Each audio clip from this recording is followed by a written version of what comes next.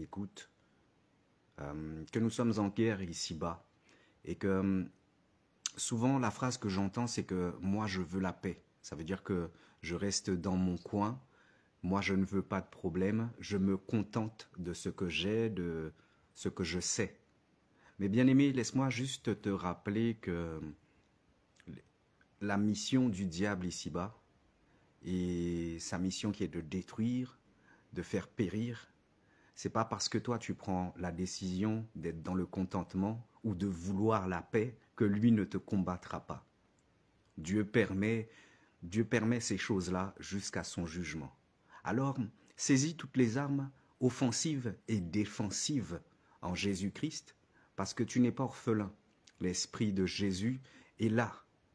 À toi de pouvoir marcher avec lui, le développer ta marche avec lui.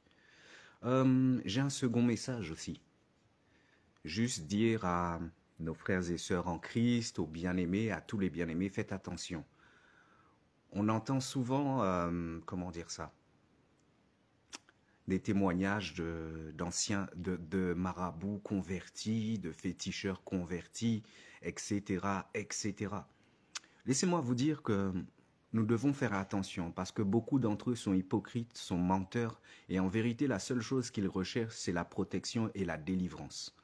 Mais tu vas me dire, mais frère, justement, Christ est venu pour ça. Laisse-moi t'expliquer quelque chose.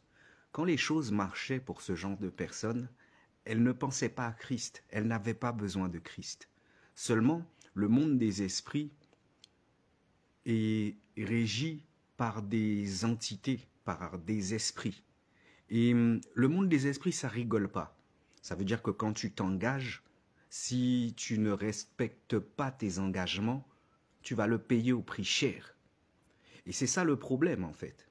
Que beaucoup d'anciens convertis marabouts, féticheurs, vont vous faire croire que oui, ils viennent à Jésus en fait chercher de la protection. Mais ça ne signifie pas forcément que le cœur de ces personnes-là cherche à se repentir, cherche la nouvelle naissance et à être conforme à la volonté de Dieu.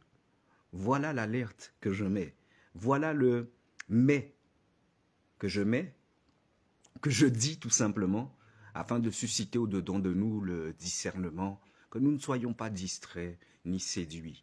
Mais bien aimés, toi et moi, nous tous, ce dont nous avons besoin, c'est pas l'amplitude du Saint-Esprit au-dedans de mon pasteur, de ton apôtre, mais au-dedans de nous-mêmes, afin qu'ensemble nous soyons forts et que nous puissions impacter le monde qui est sous l'influence du malin.